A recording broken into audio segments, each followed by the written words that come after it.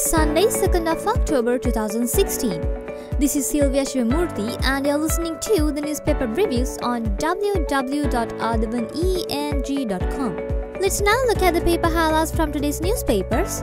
The top highlight in Sunday Times says, another scandal reported at HSBC, Forex law violations under probe.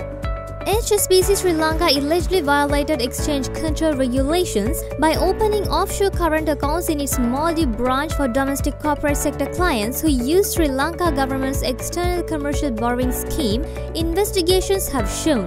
The regulator, Central Bank of Sri Lanka, is now looking into the matter.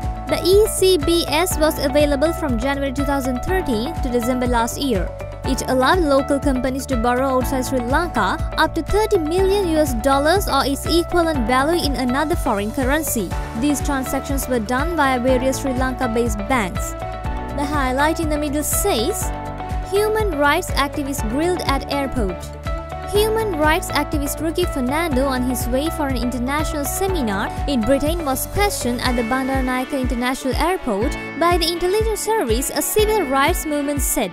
Mr. Fernando was on his way to attend a human rights session at Britain's York University when he was questioned for about 1.5 hours, said Kirti Tennakone, executive director for the Campaign for Free and Fair Elections.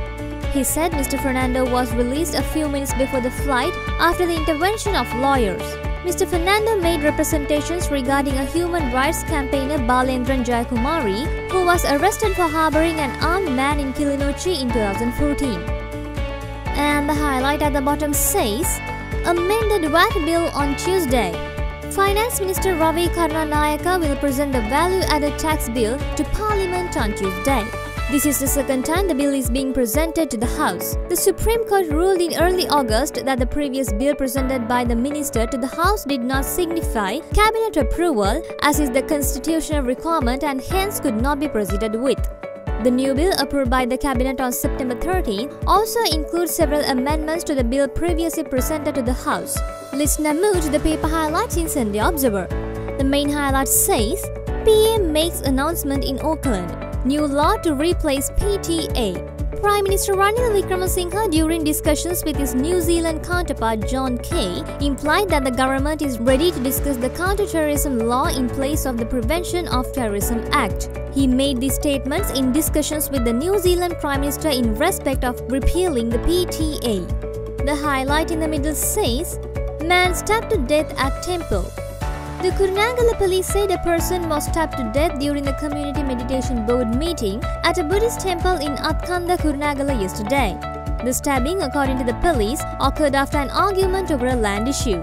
Both parties were summoned before the Community Meditation Board last morning following a complaint lodged over the matter.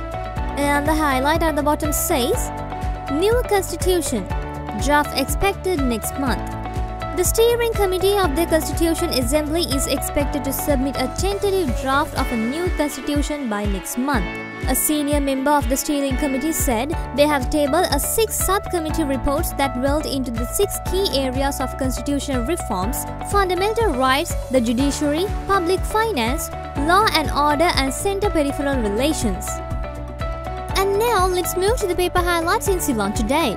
The top highlight says, franchise for beggars, gypsies.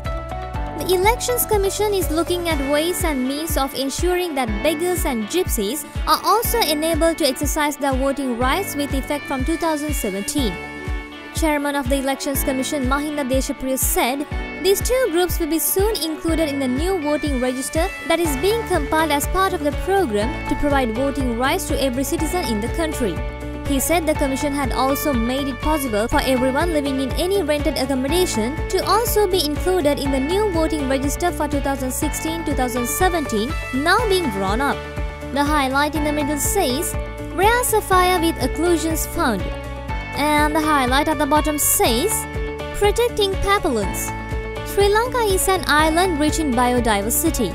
As proud as we may about this fact, it also makes our nation a prime target for plant and animal trafficking. That's all for today's newspaper highlights, and we'll get back to you with more news tomorrow. Thank you.